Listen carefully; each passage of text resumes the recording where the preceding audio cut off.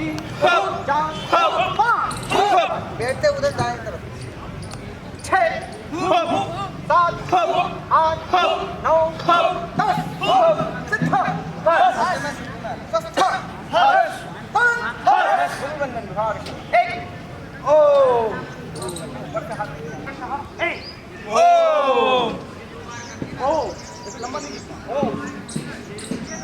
पीछे कोई दबना पीछे जाकर पूरा मारना दो इनमें खेल करने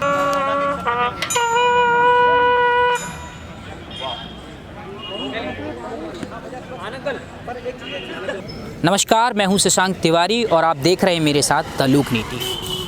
आज भारत में स्वामी विवेकानंद जी की जयंती है। स्वामी जी की जयंती को युवा दिवस के भी रूप में मनाया जाता है और सारे देश में ये मनाया जाता है। आज राष्ट्रीय स्वयंसेवक संघ द्वारा एक आयोजन हुआ है, उस आयोजन में हम पहुँचे हैं और संघ की जो सोच है, संघ की जो समाज के प्रति क्या सोच है, युवाओं के प्रति क्या सोच है, उसको लेकर हम बात करेंगे आरएसएस के अधिकारियों पदाधिकारियों द्वारा से। चलिए हम उनसे बात करते हैं कि वे क्या इन आयोजनों को कैसे और अपने जो युवा हैं उनको क्या शक्ति देते हैं और कैसी सोच देते हैं जिससे वे आगे बढ़ने में मदद होती है। तो आपको हमने बताया कि आज भारत में स्वामी विवेकानंद जी की जयंती है और जिसे युवा दिवस के रूप में मनाया जाता है और संघ के अधिकारियों से हम बात कर रहे हैं। सर, संघ की भारत के युवाओं के प्रति क्या सोच है? भारत का जो युवा है वह देशभक्त और राष्ट्र और समाज के लिए काम करने वाला बने, उसकी सोच केवल किसी विशेष अवसर पे ही देशभक्ति के नहीं हो तो उसका जीवन ही देशभक्ति से युक्त हो, राष्ट्र और समाज के लिए उसका जीवन लगे, ऐसी सोच हर युवा की बने। जो स्वामी विवेकानंद की संकल्पना थी उसी संकल्पना को लेकर राष्ट्रीय स्वयंसेवक संघ काम कर रहा है। उन्होंने कहा था कि ऐसे 100 युवक जिनके स्नायु स्टील के हों, जिनके अंदर राष्ट्रभक्ति और समाज भक्ति का भाव हो और निस्वार्थ वो समाज का काम करे, ऐसे अगर 100 युवक मुझे मिल जाएं तो मैं दुनिया को बदल सकता हूं। आज राष्ट्रीय स्वयंसेवक संघ ऐसे ही युवाओं का निर्माण करने का संकल्प लेकर 1925 से काम कर रहा है।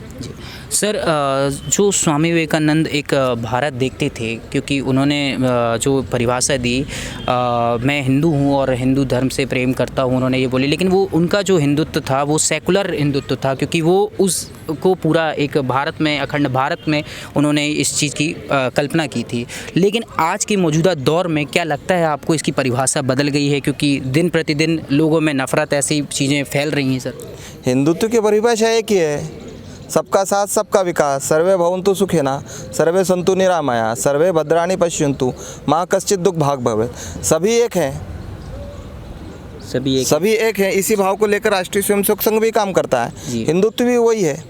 हिंदुत्व में से किसी भी अन्य धर्म के लिए कोई स्थान नहीं, ऐसा है ही नहीं जी। यहाँ सारे धर्म के मानने वाले हैं जी और सबको उचित सम्मान देने का काम भी हिंदुत्व करता है, जिसे हम सनातन धर्म कहते हैं। सर, सनातन धर्म ही आज हिंदू धर्म है जी। सनातन का मतलब है जो अति प्राचीन नाम से चला आ रहा है। सनातन इसलिए बोला जाता था कि उस समय कोई धर्म ही नहीं था। जब अन्य पंथ जब निर्माण हुए तब लोगों को लगा कि नहीं ये कौन सा पंथ है, तो उन नामकरण हुआ हिंदू धर्म जी।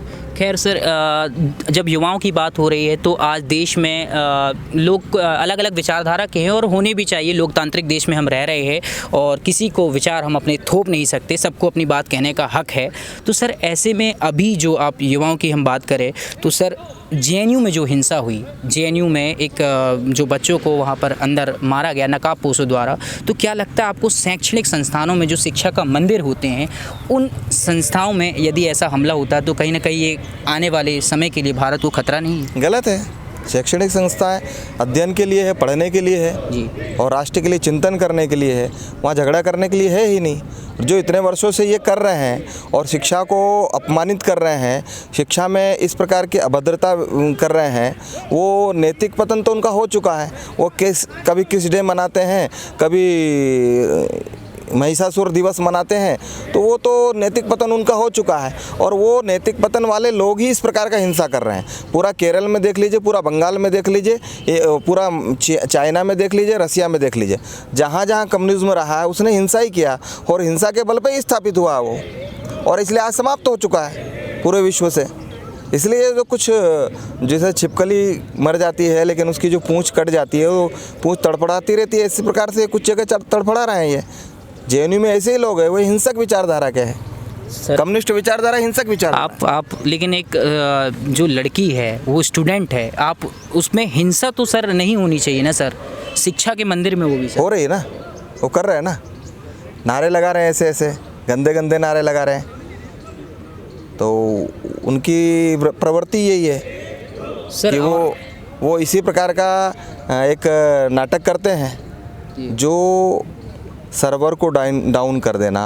अब आपको पढ़ने के लिए आप गए हैं कि वहाँ पर सर्वर को डाउन करने गए हैं, आप जो है जहाँ पर रजिस्ट्रेशन हो रहा है उस कक्ष में घुसकर वहाँ के कभी पिन निकाल देते, कभी, ये तो मीडिया में आया, सब देख ही रहे हैं।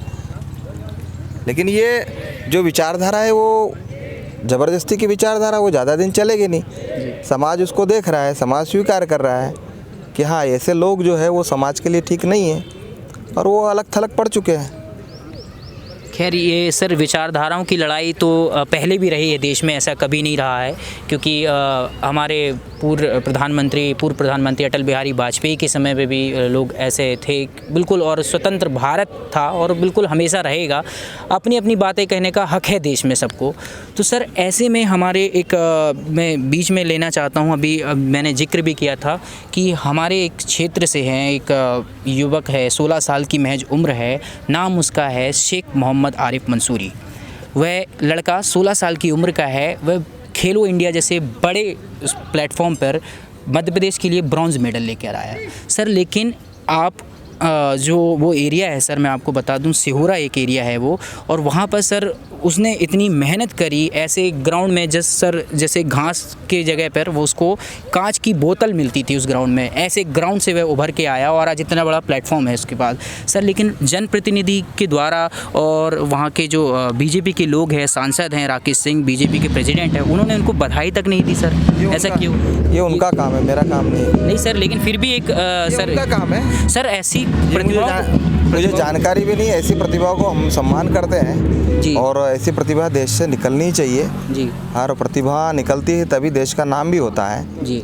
अब बाकी विषय उनका है, मेरा विषय नहीं है। भारत के प्रधानमंत्री नरेंद्र मोदी द्वारा ये भारत सरकार का एक ड्रीम प्रोजेक्ट है खेलो इंडिया, जो 2017 में लागू हुआ था और ये बहुत अभी तक सफल है सर। इसमें 1000 लोग का सिलेक्शन होगा और उन 1000 लोगों को 5 लाख रुपए प्रति गवर्नमेंट देगी। तो ऐसी तमाम जो योजना आ रही हैं वे कहीं ना कहीं भारतीय युवाओं के लिए कहीं ना कहीं एक बहुत बड़ा बेनिफिट देंगी। हाँ, सरकार योजना बनाती है समाज के लिए जी, खेल के लिए, अच्छी बात है, बनाना चाहिए और अच्छी योजनाएं बना सकते हैं ताकि भारत का विश्व में नाम हो, भारत में खेल में कई प्रकार के मेडल लेकर आए। इस प्रकार की योजना सरकार को बनाना चाहिए, बनाती है भी है सरकार, सभी सरकार बनाती है, इससे पहले वाली सरकार भी बनाती रही है जी, सब बनाती है। ओके। तो सर मैं एक पूछना चाहूँगा कि आप ऐसे प्रतिभाओं को और ऐसी जो देश के जो तमाम जो युवा हैं जो लगातार प्रोग्रेसिव वे में सोच रहे हैं सर, जो लेफ़्ट राइट के बीच में ना सोचकर बीच में सोच रहे हैं, देश को प्रोग्रेसिव वे में सोच रहे हैं सर, ऐसे युवाओं के लिए सर संघ क्या सोचता है सर? मैंने प्रारंभ में ही कहा है जी कि लेफ्ट राइट का कोई विचार नहीं जी, देश पहले है, नेशन इज़ फर्स्ट, ये विचारधारा सबको रखना चाहिए। लेफ्ट राइट तो मीडिया का प्रश्न है कि मीडिया लेफ्ट राइट करती रहती है, लेकिन अपना तो काम ही है कि देश मेरा पहले है, बस यही सोच सबकी बनना चाहिए और इसी की आकांक्षा लेकर हम लोग प्रयत्न कर रहे हैं समाज में। सर आज जो आयोजन है सर संघ द्वारा, सर ये आयोजन किस तरीके से सर होगा सर? ये पूरा क्या है कि संघ में संचालन निकलते हैं जी, हर वर्ष निकलते हैं, इस वर्ष भी संचालन निकाला है। अब इस वर्ष कुछ चुने हुए लोगों का संचालन निकल रहा है, एक ये कार्यक्रम है। और संघ समाज के बीच में जो वर्ष भर अपने शाखाओं के द्वारा जो प्रयोग किए जाते हैं, अभ्यास किए जाते हैं, उसका प्रदर्शन है, उसका प्रदर्शन का एक कार्यक्रम है। सर ये मेरा सवाल आपसे है सर कि अभी जो चुनाव के पहले हमने जो मध्य प्रदेश में जो सियासत पलटी उसमें वहाँ पर कांग्रेस सरकार ने बोला कि हम सरकार आरएसएस को बैन कर देंगे मध्य प्रदेश में। तो सर क्या ऐसी तमाम ऐसे बयान आते हैं सर कांग्रेस पार्टी के लोगों से, तो सर क्या ऐसा कुछ हो रहा है सर अभी? राजनीतिक बयान तो आते रहते हैं। बयान तो दिग्विजय सिंह ने भी दिया था सन 2002 में 3 में। उस समय बेरसिए में संघ का तहसील प्रचारक था। एसडीएम आए, कलेक्टर आए शाखा रुकवाने के लिए, लेकिन रोक नहीं पाए। संघ बहुत बड़ी शक्ति है। 1925 से लेकर आज 2020 हो गया है। कई वर्षों के अंदर संघ बढ़ चुका है। संघ का नेटवर्क जो है विश्व के 33 देशों में हमारी संघ की शाखाएं लग रही हैं। हमारे 1,57,000 प्रकल्प चल रहे हैं पूरे देश के अंदर, सेवा के क्षेत्र में, शिक्षा के क्षेत्र में, स्वावलंबन के क्षेत्र में। हम जगह जगह प्रकल्प चला रहे हैं। जो ईसाई मिशनरी हैं जो काम नहीं कर पाई, मदर टेरेसा जो काम नहीं कर पाई, वो संघ ने करके दिखाया है। ये भूल जाएं कांग्रेस सरकार, कमलनाथ, दिग्विजय सिंह, संघ को कोई बंद नहीं कर सकता, संघ को कोई समाप्त नहीं कर सकता। 1947 में गांधी जी की हत्या का झूठा आरोप संघ पर लगाया। संघ को दबाने की कोशिश करी नेहरू जी ने। उन्होंने कहा था 1 इंच पे इनका भगवा झंडा नहीं फहराने दूंगा, लेकिन इंच इंच पर आज हमारा भगवा झंडा पूरे देश के अंदर, क्या पूरे विदेशों के अंदर हमारी संघ की शाखाएं लग रही हैं। उनकी बेटी आई 1975 में, आपातकाल लगाया श्रीमती इंदिरा गांधी जी ने। 19 महीने तक संघ के कार्यकर्ताओं को जेलों के अंदर बंद रखा, यातनाएं दी, प्रताड़ित किया। हत्या हुई संघ के स्वयंसेवक की। 47 में भी हमारे घर जलाए स्वयंसेवकों के, कार्यालय जलाए, जिंदा जलाया। नेहरू जी संघ को ख़त्म नहीं कर पाए, इंदिरा गांधी ख़त्म नहीं कर पाई। 1992 में पीवी नरसिम्हा राव ने प्रतिबंध लगाया संघ के ऊपर, वो ख़त्म नहीं कर पाए। तो ये कमलनाथ, दिग्विजय सिंह क्या संघ को ख़त्म कर पाएंगे? ना रोक पाएंगे। संघ की शाखा लगती थी, लगती है, लगती रहेगी। सरकारी ज़मीन पर लगेगी, सरकारी स्कूल में लगेगी, सरकारी मैदान में लगेगी, जिससे रोकते बने रोक ले।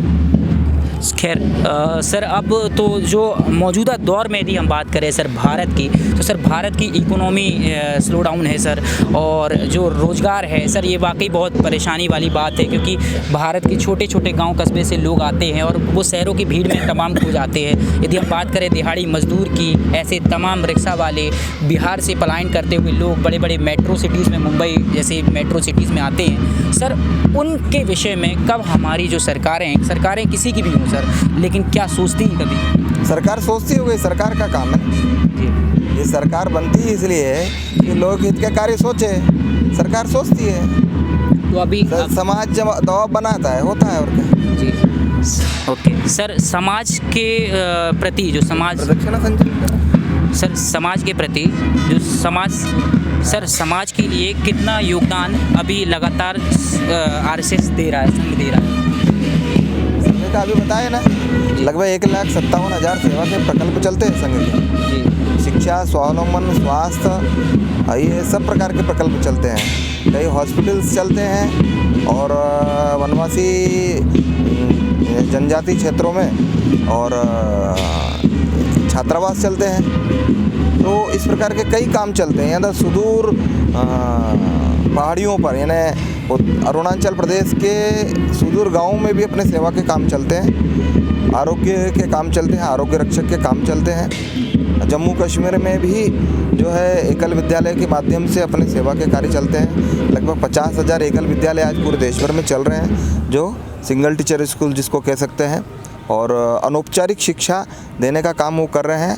और ये सारे काम संघ और संघ की विचारधारा के से उत्पन्न जो कार्यकर्ता हैं, उन्हें अपने जो संगठन बनाए हैं, उनके माध्यम से काम चल रहे हैं। सर एक आखिरी सवाल है सर मेरा कि जो अभी देश में 2 दिन पहले नागरिकता संशोधन अधिनियम कानून जो लागू हुआ, CAA जिसको हम कहते हैं सिटीजनशिप अमेंडमेंट एक्ट, सर उसमें खासा ये बताया जा रहा था कि ये इस्लामोफोबिक है और लोग तरह तरह की अफवाहें जो फैल रही थी और CAA पर बहुत ज़्यादा गहन चर्चाएं की जा रही थी बुद्धिजीवियों द्वारा। तो सर क्या लगता है अभी जो संघ द्वारा कोई जागरूकता फैलाई गई है क्या इसमें अभी तक? संघ का काम है समाज में जागरूकता फैलाना। तो आज पूरे देश भर में पूरे समाज के लोग आज बड़े बड़े आयोजन कर रहे हैं CAA के समर्थन में। जी वास्तव में CAA को समझना चाहिए, है ना। सबसे पहला प्रश्न मेरा ये है आपसे जी कि देश का विभाजन किस आधार पर हुआ था? देश का विभाजन सर, जो कुछ मुस्लिम लोग चाहते थे राष्ट्र को, अलग राष्ट्र चाहते थे, तो वो पाकिस्तान चले गए थे। हाँ। और जो हिंदू लोग, लेकिन हमारे यहाँ भी पूरे मुस्लिम भाई लोग रहे हैं और वो सदा रह रहे हैं हमेशा। ठीक है ना जी। जिनने पाकिस्तान की मांग की थी जी। जिनने अलग इस्लामिक राष्ट्र की मांग की थी, वो अलग इस्लामिक राष्ट्र में चले गए, वो मुसलमान। अब जो हिंदू वहाँ रह गए, उनको लगा कि जैसे हिंदू सबको सम्मान देता है, सबको साथ में रखता है, सबका जीवन यापन करने में सहयोग करता है, वैसे ये भी करेंगे। लेकिन वहाँ हुआ नहीं। वहाँ आज बांग्लादेश में 8% हिंदू हैं, आज पाकिस्तान में 1.5% हिंदू बचे हुए हैं। उनके साथ इतने प्रकार के अत्याचार अनाचार होते हैं। उन्होंने भी देश की आज़ादी के लिए आंदोलन किया, उन्होंने भी इस संस्कृति को अपने जीवन में रचाया बसाया, इतने वर्षों तक संघर्ष किया। उनका क्या दोष है? देश में विभाजन में वो जिस हिस्से में रहते थे वो पाकिस्तान में चला गया। आज उनके पास पाकिस्तान में इतने अत्याचार हो रहे हैं। उनने तो इस्लामिक राष्ट्र नहीं मांगा था, लेकिन उस राष्ट्र में चले गए, वो इस्लामिक राष्ट्र बन गया बाद में। और इस्लामिक राष्ट्र बन गया तो आज वो वहाँ पर प्रताड़ित है, तो कहाँ जाएंगे? उनको शरण का एक ही मात्र स्थान है, हिंदुस्तान। और वो हमारी माँ के बेटे हैं ना, एक ही इसी भारत माँ की संतान है। 47 के बाद उनको अलग किया गया। वो भारत में फिर से आना चाहते, भारत में आना चाहते तो उनका स्वागत होना चाहिए। और मुसलमान की जहाँ तक बात है, तो उन्होंने तो पाकिस्तान मांगा है, अपना अलग राष्ट्र मांगा, और वो इस्लामिक राष्ट्र है। वहाँ पर धार्मिक रूप से अत्याचार होते हैं उनके ऊपर। तो धार्मिक रूप से जो प्रताड़ित लोग हैं, तो हमने केवल हिंदू को ही नहीं बोला है, हमने सिखों को भी बोला है, ईसाई को भी बोला है, और बौद्ध को भी, जैन को भी। तो अल्पसंख्यक की बात करते केवल मुसलमान ही अल्पसंख्यक नज़र आता है आप लोगों को। अच्छा सर, अब आप बात करें, यदि आपने बोला है तो सर, जावेद अख्तर साहब हैं, बहुत बड़ी हस्ती हैं सर। वे धार्मिक मामलों में ज़्यादा पछड़े में पड़ते नहीं हैं, बहुत इंटेलेक्चुअल है। उन्होंने ये भी बोला है कि सर आप लेकर आइए और अभी दे दीजिए नागरिकता, जो 6 अल्पसंख्यक हैं उनको दे दीजिए नागरिकता। लेकिन क्या सर, यहाँ जो एक तरफ बताया जाता है कि हम NRC लेकर आ रहे हैं, ये किया, और उसके बाद सर ये कन्फ्यूज़न के दौर पर गुजरा है सर ये पूरा समय, और लोगों ने इसका फ़ायदा लिया है सर। देखिए, राजनीतिक लोगों ने इसको कन्फ्यूजन पैदा किया। ये भारत के नागरिकों के लिए था ही नहीं, तो भारत के नागरिक को उसमें आंदोलित होने की आवश्यकता क्यों थी? ये तो जान करके उनको कन्फ्यूज किया है, उनको डराया गया, और उनने अपनी राजनीतिक रोटियां सेकी इसमें। अभी पथ संचलन चालू हो गया है, हम देख सकते हैं कि किस तरीके से स्वयंसेवक ये ग्राउंड से निकले हैं, और अभी ये पूरी रैली करेंगे। पूरे भ्रमण के बाद वापस ये ग्राउंड में आएंगे और ध्वज प्रणाम करेंगे। ये तमाम पूरा जो आप ग्राउंड दे सकते हैं, पूरे एक प्रॉपर ये जो छूने का है, एक पॉइंट मार्क किया गया है कि एक स्वयंसेवक की खड़े होने की एक निर्धारित जगह होगी। और बहुत अच्छे तरीके से संघ जो जाना जाता है अपने डिसिप्लिन के लिए, संघ के अंदर जो एक कानून होते हैं, जो कायदे कानून होते हैं, अपने डिसिप्लिन होते हैं, वो एक अलग तरीके से देखने को मिलते हैं। हमारे साथ जितेंद्र जी भाई साहब बात कर रहे थे। भाई साहब, आपका बहुत बहुत धन्यवाद लोकनीति से बात करने के लिए, और संपूर्ण सकारात्मक जी दिशा में मीडिया जाए, ऐसी शुभकामनाओं के साथ मैं अपनी बात। सर, हमारी लोकनीति मीडिया के लिए भी आप कुछ बोल दीजिए सर, संघ परिवार की ओर से। सर धन्यवाद। मैंने कहा ना कि जो लोक नीति है ये समाज नीति बने जी, केवल नाम ही नहीं, तो समाज के अच्छे जो कार्य होते हैं उन कार्य को उभार कर दिखाना, ये लोक नीति अपना एजेंडे में रखे, और यही मेरी शुभकामना भी आपको। सर बहुत बहुत धन्यवाद। तो देखा आपने संघ से के लोगों से हमने बात करी और तमाम ये चीज़ें हमने आपको दिखाई। तो संघ जो है भारत में बहुत पहले से चला आ रहा है और अपने अनुशासन के लिए जाना जाता है। एक पथ पर लोग जो संघ स्वयं सेवक हैं वो चलते हैं और एक कदम से कदम मिलाकर चलते हैं, और जब उद्घोष होता है उसकी जो आवाज़ आती है वो एक अलग ही दृष्टिकोण देती है, और जब आप सबको देखेंगे, एक साथ देखेंगे, तो वह एक मनोरम दृश्य में बदल जाता है। तो मैं था शशांक तिवारी, द लोकनीति से आपसे विदा करता हूँ, और कैमरा के पीछे हैं मेरे साथी सोनू। धन्यवाद।